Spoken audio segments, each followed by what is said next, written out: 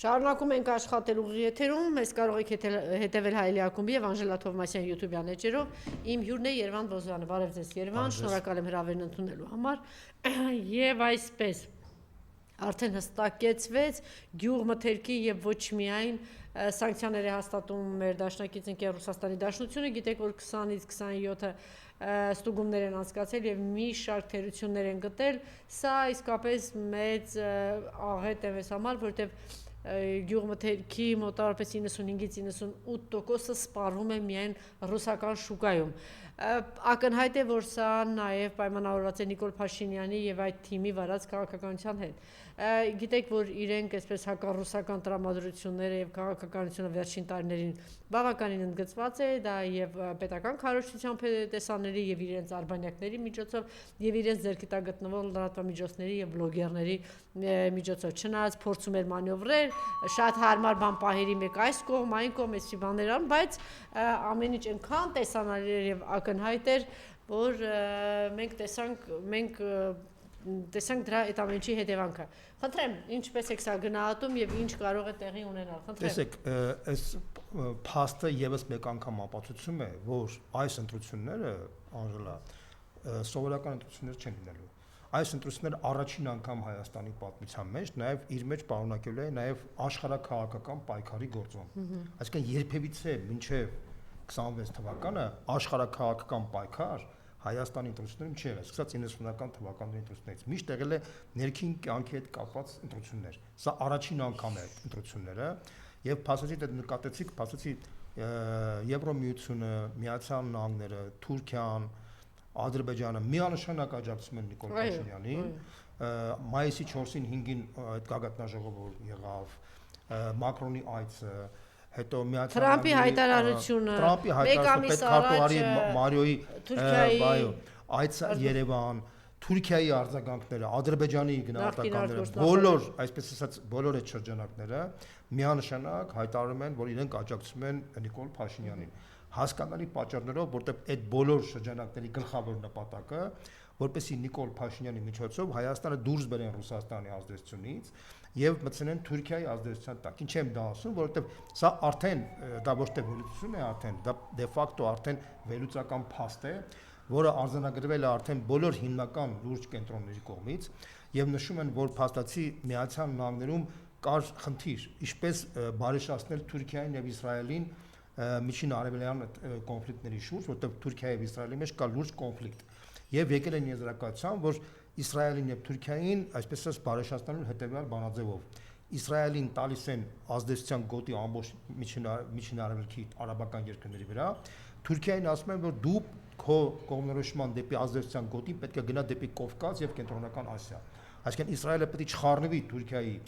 ազդեցության ընդլայնմանը դեպի Կովկաս եւ Կենտրոնական Ասիա, իսկ Թուրքիան պետք է չխառնվի Իսրայելի ազդեցության մեծացումը միջին արևելքում այդ այսպես կոչված Աբրահամյան պայմանագրերի կնքման հիման վրա։ Սա արդեն որոշված խնդիր է։ Այս բոլոր փորձագիտական շրջանակները, սա ոչ միայն վերլուծություններ, նաև արդեն փաստեր են, եւ փաստացի Հայաստանը, քանի որ միակ երկիրներ, որ խոչընդոտ է հանդիսանում այս ծրագրի համար, իրենք Նիկոլ Փաշինյանին օգտագործել են որպես գործիք, որպեսզի Հայաստանը ինքը կարողանա Ռուսաստանի ազդեցությունից դուրս բերի, մտցնի Թուրքիայի ազդեցության տակ։ Շատերը նշում են, որ սա ԵՄ, Միացյալ Նահանգներից, ուղղակի մեր ժողովրդին ուզում ասեմ, եւս մենք հիշեցնեմ, որ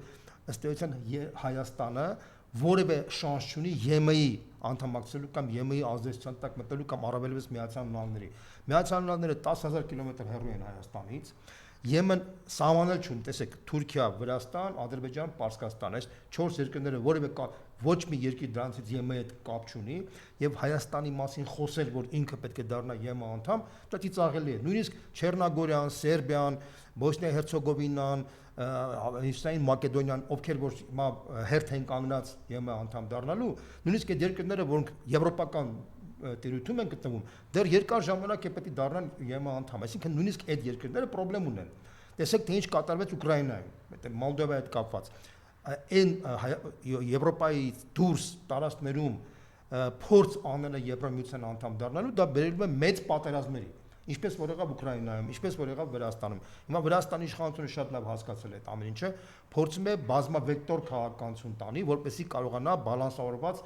իր երկիրը մանրադրամ չսարքի ԵՄ եւ Ռուսաստան պատերազմի միջեւ, որտեղ այսօրվա դրությամբ ցավոք սրտի ԵՄ-ն փաստացի դարել է ՆԱՏՕ, այսինքն ՆԱՏՕ-ն եւ ԵՄ-ն դարել են նույնացված են դարել արդեն։ Եթե նախկինում կար ԵՄ-ն եւ ՆԱՏՕ-ն, որոնք առանձին էին ընկալվում, հիմա արդեն այն պատերազմական գործողությունները, որ հիմա գնում է Ուկրաինայում, դա հիբրիդային պատերազմ է Արևմուտքի եւ Ռուսաստանի միջեւ եւ բոլորի համար արդեն տեսանելի է, որ մեծ հաշվով եթե այդ պատերազմը չկանգնեցվի, ապա հակամարտությունը կարող է դուրս գալ ավելի վտանգավոր մակարդակի եւ հետևանքները շատ ավելի ծանր կարող լինեն։ Հիմա Միացյալ Նահանգները, Եվրոմիությունը, իդեպս Ֆրանսիայի եւ Մակրոնի, Թուրքիան եւ Ադրբեջանը փորձում են ամեն ինչ անեն, որ Հայաստանը դուրս բերեն Ռուսաստանի ազդեցության գոտուց։ Բայց այստեղ կա մի կարևոր բայց։ Հաշվառելով են հանգամանքը, որ Հայաստանը օբյեկտիվորեն տնտեսական իմաստով շահկապված է Ռուսաստանի, ռուսական շուկայի, տեսեք, Հայաստանի արտաքին առևտրի մոտավորապես 35%-ը բառացիորեն կապված է Ռուսաստանի։ 7-6 միլիարդ դոլար է կազմում 21 միլիարդ դոլարից։ Եվրոմիության երկրները ընդամենը 2.5 միլիարդ դոլար է, պատկերացնում եք, իսկ դրան եթե գումարենք 2.5 միլիարդ դոլար գնում է դեպի Էմիրատներ եւ մոտավորապես 2 միլիարդ դոլար դեպի Չինաստան, որի այրուծի բաժինն էլի ռուսական կապիտալով է պայմանավորված, ապա կարող ենք ասել, որ մոտավորապես 60%-ը Հայաստանի տնտեսության այս կամ այն ուղղակի կամ անուղղակի ձևով շահկապված է։ Ինչ է սպառնում մեզ։ Հիմա տեսեք, պարզ վերլուծաբանները հաշվում են, որ եթե Հայաստանը դուրս գա Ռուսաստանի, այսպես ասած, այդ ԵԱՏՄ-ի տարածքից, ինքը հայտնվել է տնտեսական կոլապսի մեջ, դա միանշանակ է։ Հիմա շատ ավելի ցինիկ ձևակերպումներ ասեմ, որ վերլուծաբանները նշում են, որ փաստացի որպեսզի Հայաստանի խնդիրը լուծել, պետք է Հայաստանի ժողովրդի էթնիկ կազմը փոխել։ Տեսեք, որովհետև քանի որ Հայաստանը օբյեկտիվորեն չի կարողանալ Ռուսաստանից այս աստիճանի կախվածությունից դուրս գալ եւ օբյեկտիվորեն Հայաստանը օբյեկտիվորեն Այսինքն դավատի Հայաստանը լցնել Թուրքիայով։ Այո, տեսեք, հիմա ինչ եմ դա ասում։ Քանի որ Հայաստանը օբյեկտիվորեն չունի հնարավորություն ինտեգրվելու Եվրոմիությով, շատ հեռու է Եվրոմիությունը, առավելևս Միացյալ Նահանգների հետ, եւ բնական է, որ ինքը պետք է ինտեգրվի կամ Թուրքիայի հետ, կամ Ռուսաստանի հետ, եւ քանի որ Թուրքիան դարել է արդեն կարևոր գլխավոր օպերատոր Արևմուտքի համար, խնդիր են դրել Հայաստանը ինտեգրել Թուրքիայի հետ։ Եվ այստեղ բոլոր կառույցները անվտանգ հետախուզական կառույցներից մինչև քաղաքական բոլոր կառույցները իր ֆոնդերով, բաներով աշխատում են այդ ուղղությամբ եւ կոնկրետ Նիկոլ Փաշինյանի կառավարությունը եւ իր քաղաքական թիմը ուղղակի, այսպես ասած, շրջաբերականների մակարդակով են կյանքի կոչում այն քաղաքականությունը, որը մշակված է հենց այդ վերընշված 4 երկրների կողմից, որի գլխավոր նպատակը, ես նորից եմ կրկնում, Թուրքիային դարձնել գլխավոր օպերատոր այս տարածաշրջանում։ Միացյալ Նահանգները շանս են ստանում, որ Հայաստանից դեպի տրիպով կարող են իր ազդեցությունը մեծացնել դեպի Ադրբեջան եւ Կենտրոնական Ասիա։ Բնականաբար այստեղ էլ Թուրքիայի դերը մեծանում է, որտեղ առանց Թուրքիայի տրիպը զրոյական դեր ունենա, հասկանալի է։ Իրանից պետք է կտրվի այդ ամեն ինչը, որտեղ Իրանը համարվում են իզգոյ երկիր եւ Իրանը պետք է վաղտեւիշ այնտեղ համակարգը պետք է փոխել, այդպեսի գնահատական է, որտեղ Իրանը խանգարում է եւ Իսրայելին եւ Թուրքիային։ Իսրայելին խանգարում է Միջնարևելյան ուղղությամբ, Թուրքիային խանգարում է դեպի Թուրան ուղղությամբ այդ բանով։ Սա իրենց ստրատեգիական նպատակն է, գլխավոր նպատակը հարված դեպի Չինաստան եւ Ռուսաստան, առաջին հերթին Ռուսաստան, հետո նոր Չինաստան, իսկ տակտիկական խնդիրը Հայաստանի այս ընտրությունների միջոցով, որից հետո պետք է Նիկոլ Փաշինյանը շտապ մի քանի որոշումներ կայացնի, տեսեք, ես մի էլեմենտար բան ասեմ, որ դուք պատկերացնեք, մինչեւ այս տարվա վերջ որոշվելու է ատոմակայանի ապագան։ Եվ բոլորի համար պարզ է, որ ատոմակայանի ապագան որոշվելու է ոչ դրական ռուսական կողմի համար։ Դա նշանակելով Հայաստանը ատոմակայան չի ունենալու։ Եթե Փաշինյանը հայտարարում է, որ մենք արդեն 3 փոքրիկ ատոմականներ ունենք, դա ինչի է դա ասում։ Մարդկանց փորձում են խաբել, որ մարդիկ խոճապի մեջ չհայտնվեն։ Հաջորդը Ռուսաստանը տեսնելով այս ամեն ինչը, ինքը բնականաբար աշխատում է արդեն Նիկոլ Փաշինյանի իշխանության դեմ, փորձում է մեսիջ ուղարկել արդեն հասարակությանը, հայ ժողովրդին, որ եթե դու փաստացի գնաս Պարոն Բոզյան, իսկապես աշխատում է իր դեմ, թե ուղղակի փոշում է բանը ձգել, զգոմ պահել, թե արդեն հասնում, որովհետև մենք մի քանի անգամ առերեսվել ենք դրան, որ այդպիսի կատեգորիկ կտրուկ հայտարարություններ են եղել, հիշում եք անգամ հաղորդումներ, արդեն բոլորի համար պարզ է, տեսեք, ռուսների համար ամեն ինչ պարզ է, որ Հայաստանը փաստացի Նիկոլ Փաշինյանն ուզում է դուրս բերել այս դաշտից, եւ ռուսները ասում են, որ եթե Հայաստանում հայերը վերանան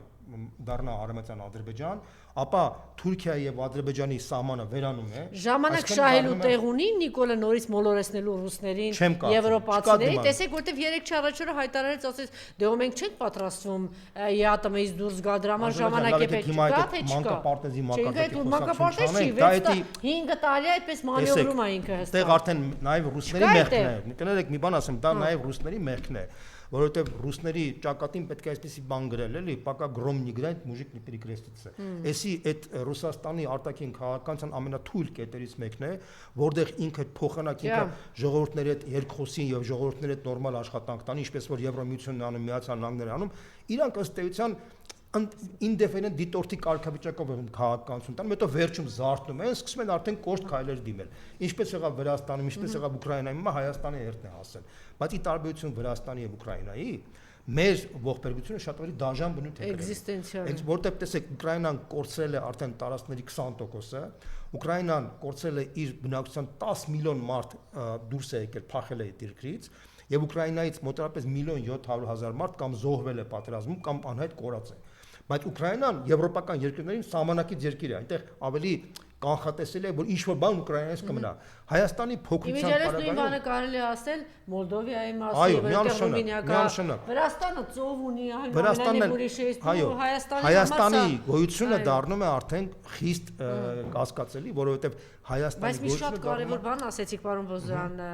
որ ասեցիք հասկանում, ուրեմն պետք է բնակչությունը փոխել։ Այո, շատ պարզ է։ Դա այս խնդիրը դրած է։ Տեսեք, եթե դուք հիմա կարդաք այն բանը, դակլադները, որ կան, դրոխկարունի հայ չլինի։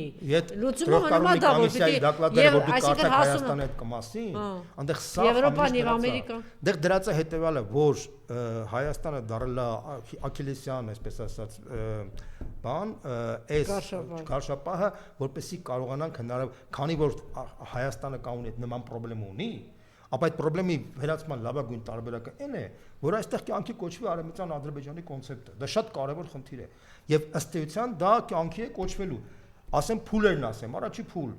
Փաստացի, եթե Նիկոլ Փաշինյանի իշխանությունը վերարտադրվում է, դա մեսիջ է, որ արդեն ինքը կարողացել է լուծել իր խնդիրը։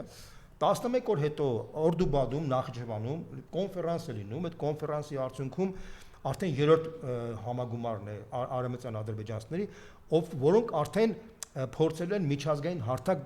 ցնեն արևմտյան ադրբեջանցիների վերադարձի։ Նիկոլին էլ ասել են դու արդեն մանդատ ունես։ Այո, տեսեք, հիմա շարունակեմ։ Սիրուն դռները բացի ադրբեջանցիները գան։ Թույլ տվեք, ես մի հատ ավարտեմ, այս մասը։ Տեսեք ոնց է կատարվելու, ոչ թե ինչ-որ զենքով են դա անելու։ Պարզապես հետևյալը, Ռուսաստանը փաստորեն պատժամիջոց է մտցնելու գազի հետ կապված, այսինքն գազը 3 անգամ թանկացնելու է։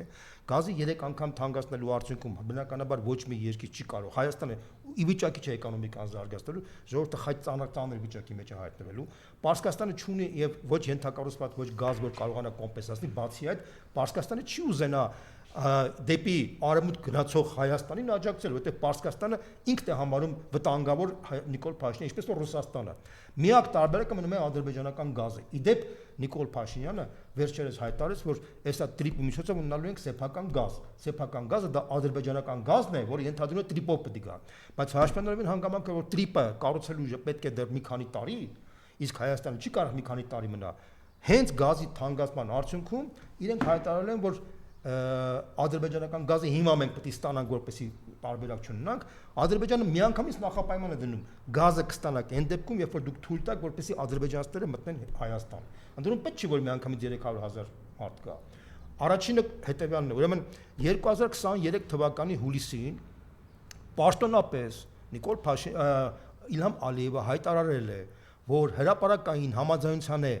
ստացել միջազգային դաշտում հարթության հանդիպանակ Նիկոլ Փաշինյանի հետ, որ Նիկոլ Փաշինյանը ճանաչում է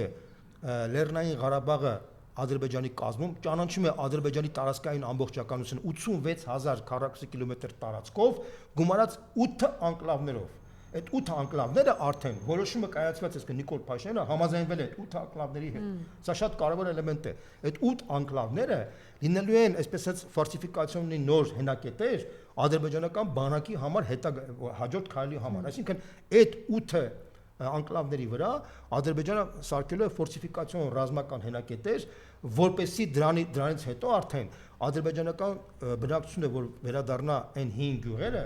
այդ 5 գյուղերում որ վերադառնում է, վերադառնալուց հետո կոնֆլիկտներ են սարքելու հայերի կամ ադրբեջանցիների միջև, որից հետո Ադրբեջանը ստանալու է լեգիտիմ իրավունք զորքը մտցնելու եւ կամած ընդդանելու։ Ընդ որում իրանք չեն ասում, որ մենք Հայաստանից տարածք ենք վերցնելու, բացարձակապես ոչ, իրանք ասում են, որ մենք Հայաստանի տարածքային ամբողջականություն ճանաչելու ենք, պարզապես էթնիկ կազմ է փոխվելու։ Այսինքն ադրբեջանցիները գալու են մասսայական, ինչպես որ եղավ Հյուսիսային Կիպրոսի հետ պատմությունը։ Ինչ կատարվեց 10%-անոց 10-15%-անոց թուրքերն էին, հիմա ամբողջը պատտվել է 40%-ը բանի 40%-ը բանի կղզի փաստացի Թուրքիայի վերահսկողության նույնը կատարվելու է Հայաստանի հետ կապած, հետո 1-2 տարվա ընթացքում Հայաստանը դառնալու է հայ-ադրբեջանական պետություն համատեղ, որից հետո արդեն բոլորի համար պարզ է դառնալու, որ այդ հայ-ադրբեջանական պետության մեջ հնարավոր չէ ապրել, հայերը մասսայական արտագաղթելու են Հայաստանից դեպի այլ երկրներ, Ռուսաստան կամ Միացյալ Նահանգներ կամ Ֆրանսիա կամ ուժտեղ։ Այսինքն Հայաստանի էթնիկ կազմի փոփոխությունը դա մտնում է այդ գլոբալ ծրագրի մեջ, որի նպատակը Չինաստանի հետ կապված խնդիրն է, Ռուսաստանի հետ կապված խնդիրն է, Իրանի որպես էկզիստենցիալ վտանգ խնդիրն է։ Սա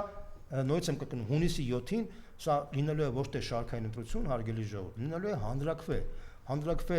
մեր ժողովրդի համար մենք պատրաստ ենք գնալ ինքնացեղասպանության, թե ոչ։ Այդ ինքնացեղասպանությունը միգուցե կարող է արյունով չլինի, ավելի հանգիստ ճանապարհ լինի, բայց նույնիսկ եմ կրկնում, եթե մենք այստեղ սխալվենք, հետդարձ այլևս չի լինելու ոչ մի պարագայում։ Եվ այստեղ այն մարդիկ, որոնք մտածում են, ասում են, թե այս ուժը լավը չի կամ այն ուժը լավը չի,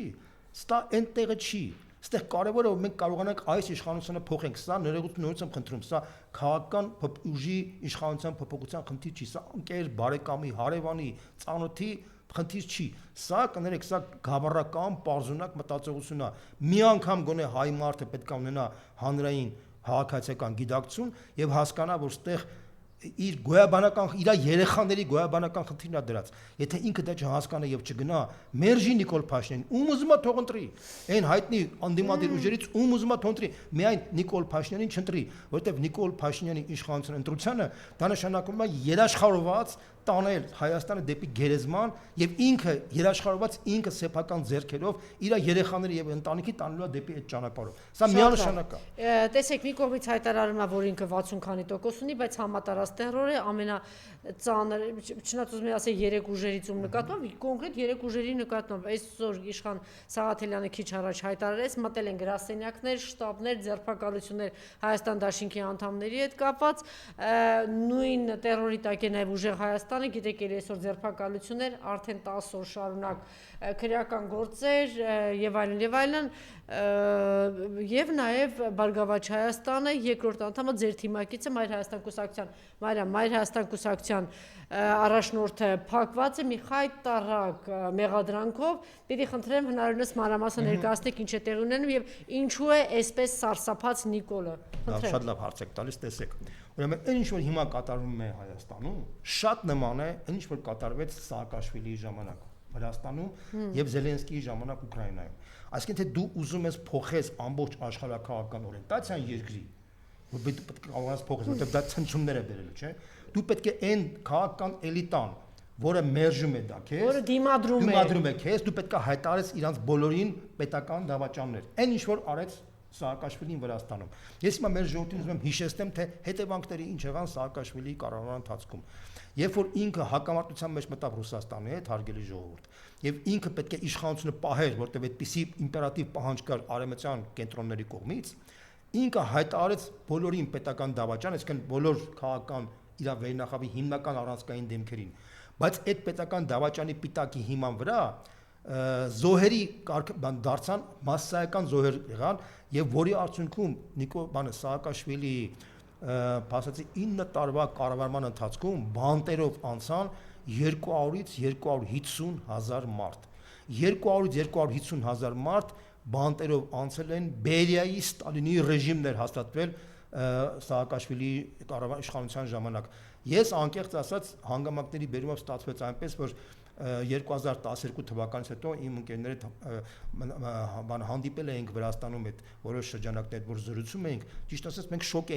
շոկի մեջ էինք հայտնվել, թե ես որտեղ մտածում էի, որ Սաակաշվիլին այնուամենայնիվ դրական բաներ է արել, եւ ես ասում էի, որ ինքը всё-таки այնուամենայնիվ ինքը դրական ինչ-որ բաներ արեց, ինքը ճանապարհներ սարքեց, մեքենաների տուրիզմի զարգացում, ասեց իրանք ասին այո, դրանց մեջ դրական բան կար իհարկե, բայց ամենասարսափելին կայանում էր ինչ որ մարդու իրավունքների ջարդելու, ոչնչացման պարագայում ինքը ֆանտաստիկ սադիզմի բոլոր բաները, ֆանտազիայի տարբերակները ինքը անցել էր 200-250 հազար մարդ։ Հիմա ես ասեմ դες այն թեյի պլանտացիաները որ կային Արևմտյան Վրաստանում, որպես ինքը կտրեր կապերը Ռուսաստանից, ամբողջ թեյի պլանտացիաները ինքը վառեց, որպեսզի սոցիալական հիմքը չլինի դրա համար։ Եվ մասսայական Արևմտյան Վրաստանի կանայք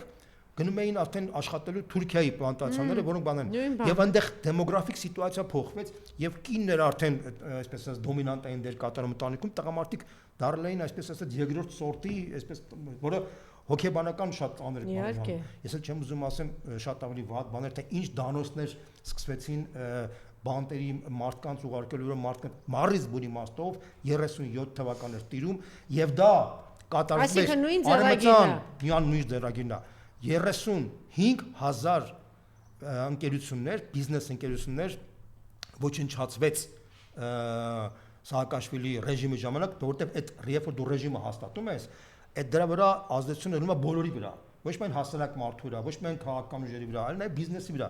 որից 12 թվականից հետո ընդամենը 11000 բիզնեսմեններն են կարողացել վերականգնել իր նախկին սեփականությունը։ Ինչի, որտեղ որ դու բիզնեսը ոչնչացնում ես, հետո ձեռից ձեռ է անցնում բան եւ այլն, հետո արդեն շատ դժվար է քո բիզնեսը հետ բերելը։ Հիմա մեզ սպասում է մոտավորապես նույն բանը հայկական տարբերակով, որովհետև այն ինչ որ ես մարդը հայտարարում ես գնդակահարելու եմ նախկին նախագահներին, գնդակահարելու եմ Սամվել Կարապետյանին ու Գագիկ Ծառուկյանին, գնդակահարելու եմ սրան բանդա, բան, այս մարդու սա հայկական Հիտլերը է իրանից ներկայացնում, հայկական Հիտլերին շատ նման բնորոշ բան է,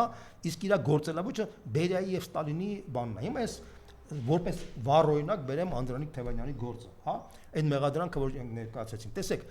Հայաստանի 30 տարվա պատմության ընթացքում երբ որ մարդկանց վրա գործեր էին կարում, հա, քաղաքական գործեր, ինչ որ մի հատ հիմք էին վերցնում, կարում էին։ Օրինակ ասենք, չգիտեմ, Ռոբերտ Քոչարյանի վրա կարեցին մարտի 1-ի գործը, ասենք Սամվել Կարապետյանի վրա դրեցին, որ ինքը մեր ձևով պետք է պաշտպանեն եկեղեցին, չէ՞։ Այդ ձևակերպը ասեցին, որ քանի որ ինքը օլիգարխ է, կարող է պատահի մեր ձևով մեջ մտնի պետական հեղաշրջման էլեմենտ, այնտեղ Սրբազաններին մեղադրեցին, որ ինքը sense, հա, հայտարարություն արել, չէ։ Ինչ որ որոշակի առարկա կար, հիմք կար, որի վրա ինչ որ ուռճացնում էին, մի հատ բան կար, ուռճացնում էին։ Ուրեմն Անդրանիկ Թևանյանի գործի ամենազարմանալի եւ յուրահատկությունը առարկան չկա։ Տեսեք, առարկան թե ինչի համար են մարդուն մեղադրում, չկա։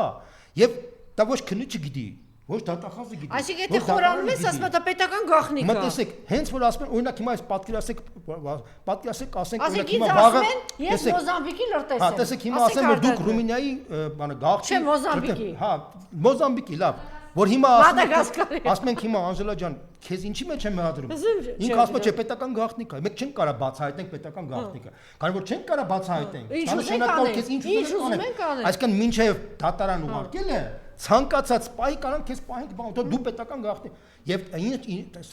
դա ինչ նշանակում է որ ցանկացած մարդու վրա, ցանկացած Իրանք կարան այդ ինչի կենտրոնացան Անդրանիկի վրա, որտեվ Անդրանիկը բուն հիմքեր քանդում, ասել դու թուրքական։ Հիմա պատճառն է ասեմ, չէ, պատճառն է ասեմ, տեսեք, պատճառն է ասեմ։ Ուրեմն իրանք մտածում էին դա արդեն Սամվել Կարապետյանի վրա գործը կար արդեն, համաձայն եք, այդ կար այդ գործը։ Ռոբերտ Քոչարյանի վրա մարտի 1-ի գործով տենց գտել, Ծառուկյանի վրա մանեկան դե մի անգամ դրեցին բանարեցին, հիմա տեսեք, Անդրանիկ Թևանյանը ոչ պետական պաշտոն ունեցել նախկինում, ոչ բիզնես ունեցել։ Քարսիպես բախտը չի բերել, որ իր վրա ինչ-որ կարեին, ասենք, չգիտեմ, կաշառքի գործ, կամ ինչ-որ պետական թալանի գործ, չի, այդ մարդը չի եղել, ոչ պետական պաշտոն ունեցել, ոչ բիզնես, քանի որ այդ մարդը չի ունեցել, բայց պետքա գործ կարեն։ Իրանք ուրիշ տարբերակ չունեն։ Սենց բան կա, ուրեմն այն Ստալինյան ռեժիմի վրա ժամանակ կար սենց բան կա։ Вы человек, статья найдется։ Հիմա նույն աշխատել է, այսինքն այդ մարդու վրա Անդրանիկ Թևանյանի վրա գործը կարել են պետական դավաճ զուտ են բանի պատճառով, որ չէին կարային ոչ կաշառք, ոչ թալան, ոչ բան, դրա համար այդ են կարել։ Բայց հիմա ես ուրիշ հարց եմ ուզում տամ։ միջազգային հեղինակավոր կառույցներին, Amnesty International-ին, Women Rights Watch իրավապաշտպան կառույցին, դեսպանատներին, որոնք դուք խոսում եք մարդու իրավունքներից, եվրոպական արժեքներից, արևմտյան ստանդարտներից, այ անբարոյական սրիկաներ, այս սրիկաներ, դուք փաստացի ժամանակին Վրաստանում աջակցեցիք Ստալինյան ռեժիմի սարքման բանով, դուք նույն ձևի հիմա անում եք Հայաստանում, դուք մտածում եք, որ դուք անպատժելի եք, չարաչար սխալվում եք, կգա ժամանակը դուք հատուցում եք ամեն ինչի համար։ Ես հիմա ես ինքս այն մարդն եմ, որ արևմտյան արժեքները իմ մեջ միշտ եղած է եղել։ Ես ժամանակին տեսեք, բանասեմ Ռեյգանի, Թետչերի, ես ասեմ, ես իմ համար Ռեյգանը, Թետչերը եւ ընդհանրապես արևմտյան Շարլ դե Գոլը, արևմտյան արժեքներ ինչ այլանդակություն արևմտյան եվրոպական արժեքները ոչ մի կապ չունեն այսօրվա սրիկա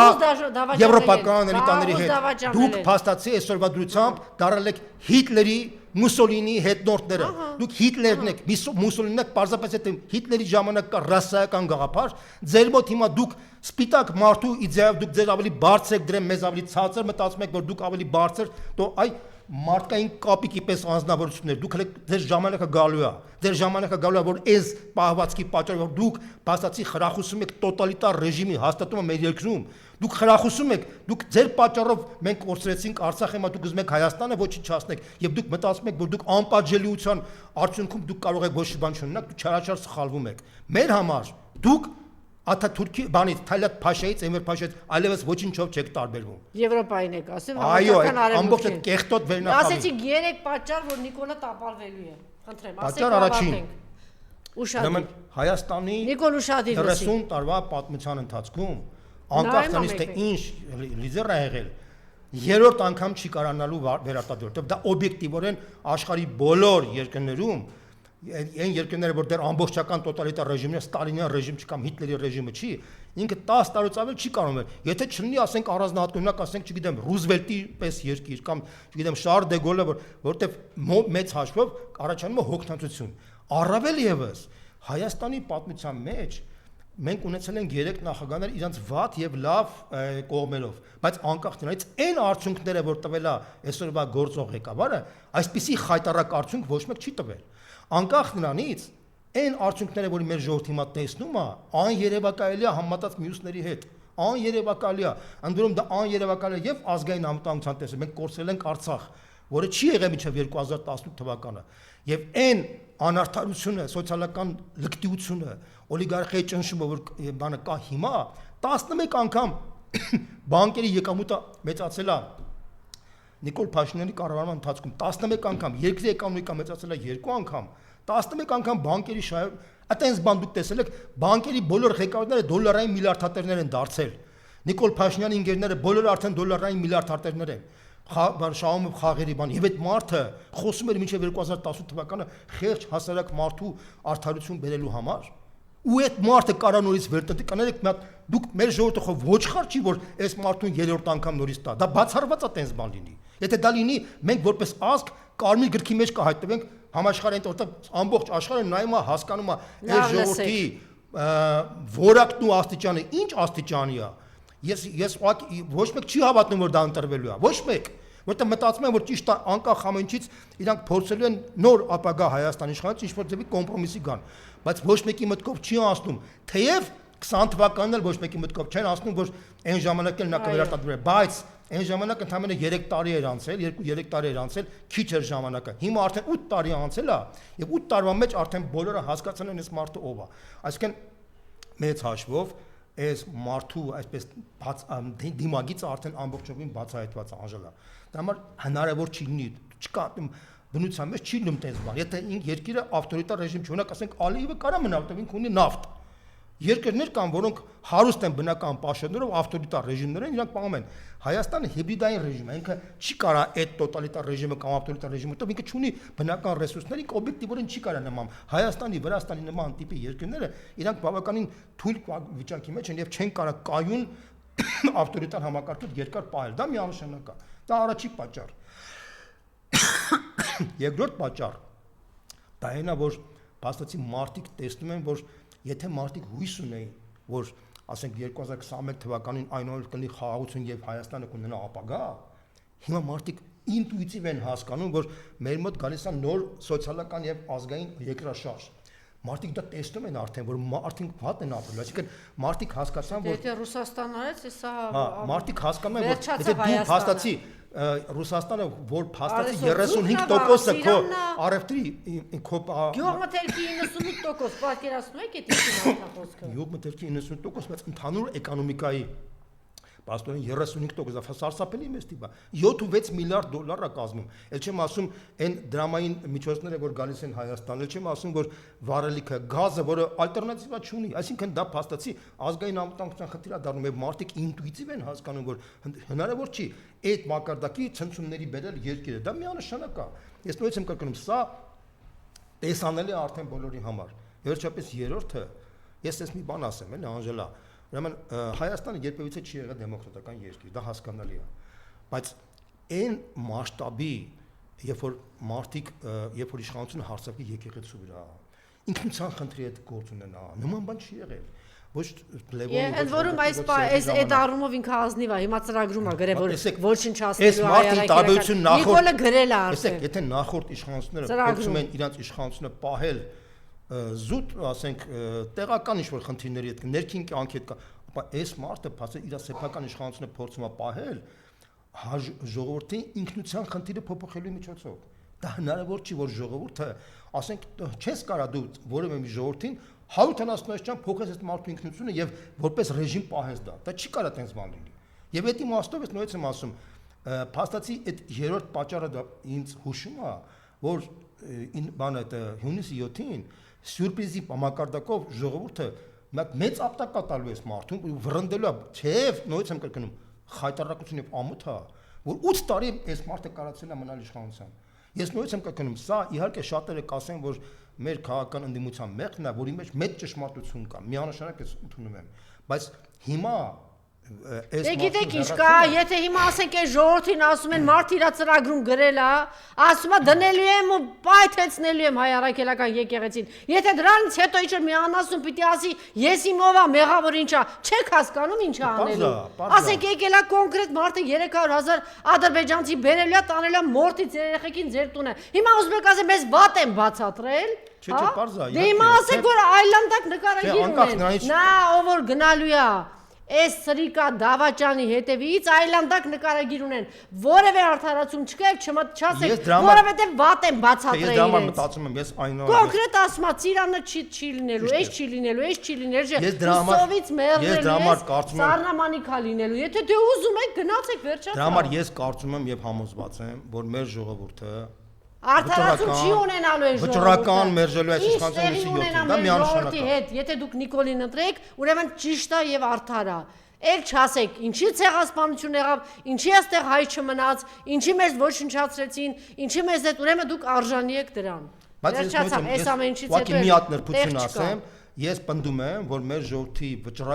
մեծ մասը ճնշող մեծամասնությունը մերժելու է իշխանությանը Ես չեմ հավատում այլ տարբերակներ։ Այո, 4 օրից կտեսնենք։ Իրավունք ունի հայ ժողովուրդը ապրելու թե ոչ։ Ես այդ հանգամանքների բերումով տեսել եմ թե ինչ կատարվեց 2012 թվականին Վրաստանում։ Վրաստանում էլ այս Սաակաշվիլին այն ժամանակ sense մեծ խոսում էր, մեծ բաներ անում, համոզված է որ ինքը վերարտադրվելու է։ Մտնոլորտ այնպեսիներ ոչ մեկ չէր հավատում որ իշխանությունը կարա փոխվի,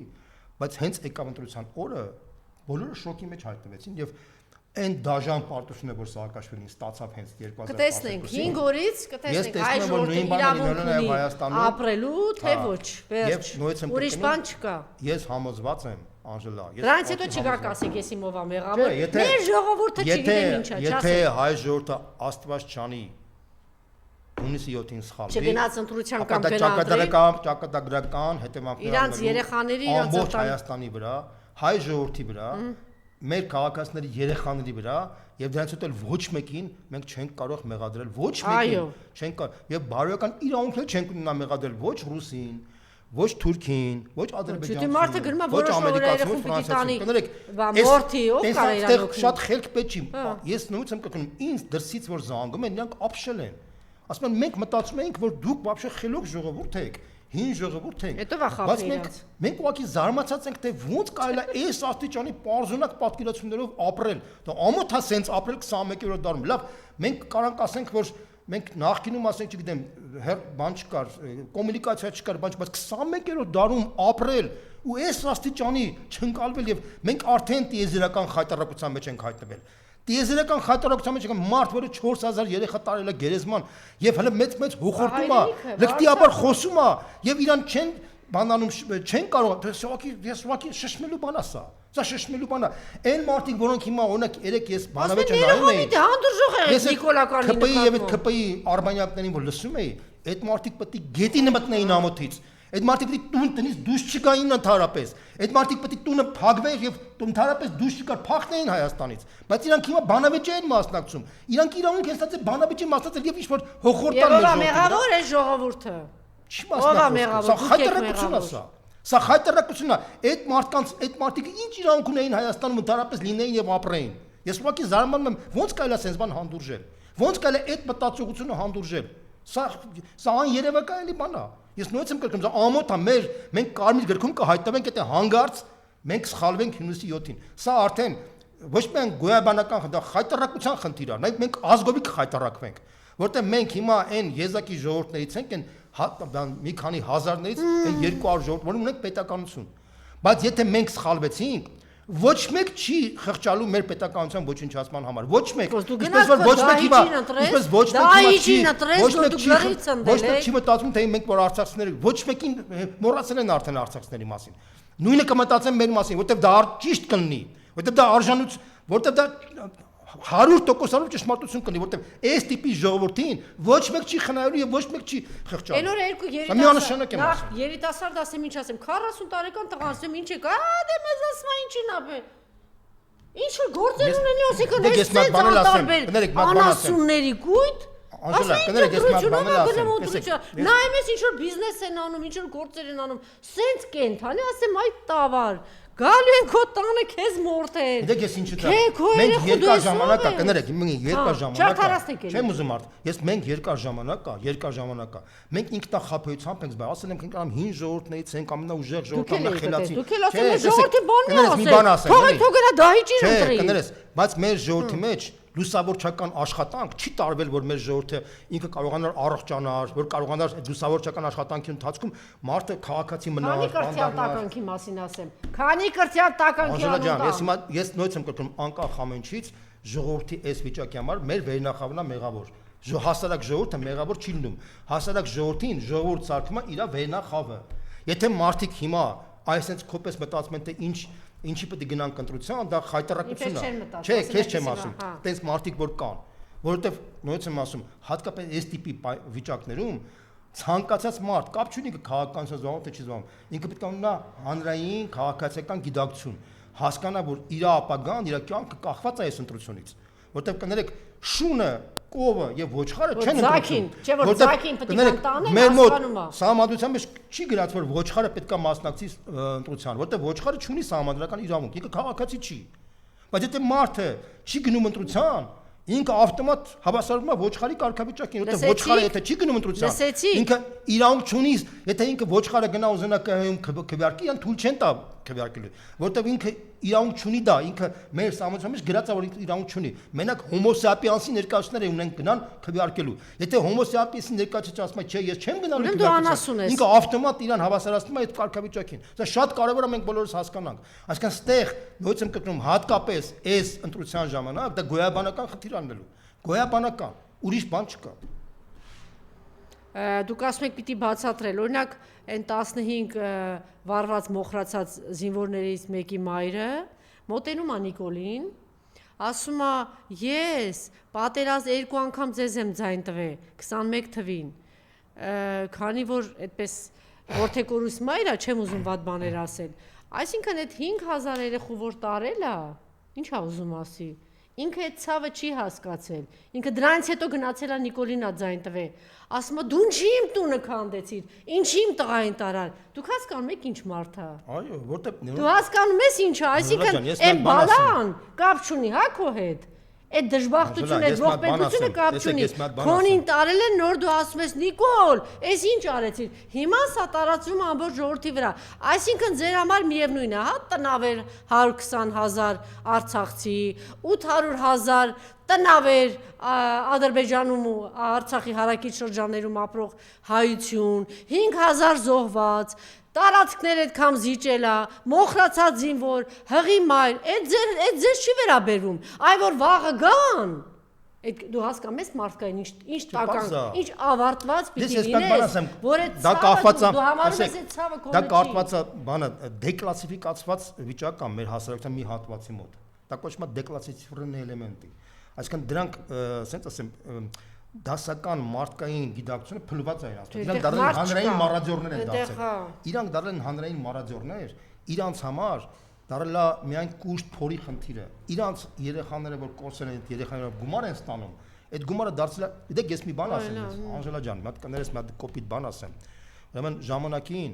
Թուրքիայի նախկին վարչապետ Թանսու Չիլերը ասես մի հատ ձևակերպում ասեց, երբ որ այն ժամանակ խորհրդային միության ժամանակ, երբ որ Եվրոպարլամենտը ընդունեց հայոց ցեղասպանության հետ կապված, երբ որ մենք մեծ ողջունություն ենք ստանում, բան Թուրքիայում ցնցումներ եղավ մի քիչ, ինքը ասեց, որ հանգստացեք մեր պատմության մեջ, մենք հայերին շատ լավ ճանաչում ենք,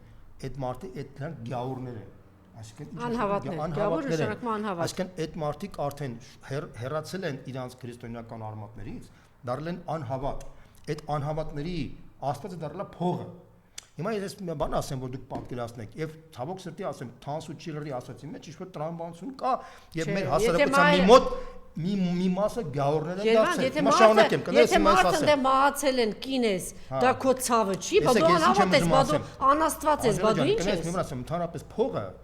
այդ բանը փողը դա շատ կարևոր էլեմենտ է մարդու համար, որտեղ փողը դա ազատության խնդիր է։ Փողը դա միջոց է, որ մարդը ազատ արտահայտվի, փողը դա միջոց է, որ մարդը կարող է ազատ ապրի, լավ ապրի, իր ընտանիքը լավ ապրացնի, աշխարհը տեսնի, փողը շատ կարևոր է, շատ նորմալ է, բայց փողը միջոց է, ոչ թե նպատակ։ Երբ որ փողը դառնում է մարդու համար գեր նպատակ, մարդը դադարում է լինել արդեն, մարդ դառնում է գազան, դառնում է մարադիոր, որտեղ եթե բանը փողը դառնում է գեր նպատակ, այդ մարդը իր երեխաներ կծախի, ընտանիքներ կծախի, իր հորներ կծախի, Հայաստաններ կծախի, աշխարհներ կծախի, մարդկությաններ կծախի։ Ինքը դառնում է գազան։ Ինչի է եկել բանը կրոնները եկել, քրիստոնեություն, մահմեդականություն, կոնֆեսիա, որտեղ կրոնը սեր ու բարոյականություն է, քրիստոնեության գլխավոր արժեքը ինչի մեջ ընդհանրապես կրոնների բարոյականություն։ Գլխավոր արժեքը կանոն ասում մարդը Աստծո կերպարը դա ինքը բացարձակ արժեք է։ Ինչի է դա ասում, որտեղ մարդը իրականում կենթանական աշխարհի էլեմենտ է, մարդը իրականում գազան է։ Մարդը, այրուծը, արջը, շունը, գայլը, ոչխարը, կովը նույն կենթանական աշխարհից է։ Բնակ մի տարբերություն կա մարդուն մնացածներից։ Մարդու բանականություն, իրանք չունեն։ Եվ քանի որ ինչ ասում կրոնը, կապ չունի քրիստոնեությունը, մահմեդականությունը, ասում է, քանի որ դու ունես բանականություն, դու մի կողմից վտանգավոր գազան կարած դառնաս։ Բայց ես քեզ ուզում եմ բարոյական հավաքակշիռներ տամ քեզ, որ դու վտանգավոր գազան չդառնաս, որտեղ դու մեկը գազան ես։ Երբ որ դու կրոնից հրաժարվում ես, դու կրոնը մերժում ես, դու դառնում ես գազան։ Տեսեք, Ստալինյան ռեժիմի ժամանակ ինչի դառավ գազան ռեժիմ, որտեղ ինքը հրաժարվեց կրոնից։ Կրոնից հրաժարվեց, աշխարհիկ կոմունիզմը բերեց, մարդկանց սարքեց կենթանի գազան եւ մարդիկ 37 թվականին մասսայական իրար գործ էին տալի, միլիոնավոր մարդիկ կոտրվեցին։ Նույնը նացիստական Գերմանիայի ժամանակ։ Ինչ արեց նացիստական առաջինը, բացի կոմունիստից վերացրեց եկեղեցու դերը, եկեղեցուն ինքը եկեղեցականից հետապնդել, նացիզմը սարքեց գլխավոր գաղափարախոսություն եւ մարդկանց սարքեց գազան։ Մարդկանց սարքեց գազան գերմանացին, որը ծննել էր Բեթհովեն, Հենդել, Բախ, Մոցարտ, այդ մարդուն սարքեց համակենտրոնացված ճամբարի աշխատող։ Հասկանում ես ի՞նչն է խնդիրը։ Ձևակերպ ներշնչեց, որ դու ռասայական ամենաբարձր մարդն ես, ու ինքը դառա բարիզմունի իմաստով սադիստ գազան։ Հիմա նույնը ստեղ է, եթե մարդը իր հոգևոր արժեքներից դուրս է գալիս, իր մոտ մնում է մենակ մի արժեք, փողը, երբ որ դառնում է փողը գեր նպատակ, ինքը դառնում է մարադիոր ու գազան։ Պարզապես այն մարդիկ, որ գազան են դառել, իրաց մոտ հնարավորություն չունեն, որ ուրիշներին վնաս տան։ Իրանք որ գալիս են ասում են, ինչ լավ է, որ երեխան մահացել է, այս փող եմ ստացել։ Այդ մարդը արդեն մարադիոր է, ինքը վաղը մյուս օրը կարա դանոշիկ աշխատի, կարա համակենտրոնացված ճամբարի աշխատող աշխատի, ինքը կարա մարդասպան աշխատի։ Շատ լավ։ Կիրակի օրը մենք միջև Կիրակի հանդիպելու ենք, թե չէ, պարոն Ղազարյան, ուրբաթ օրը հանդիպելու ենք, թե չէ։ ճիշտ ասած արդեն խառնել եմ օրերը էլի, այտենց ամսի 7-ին անպայման ես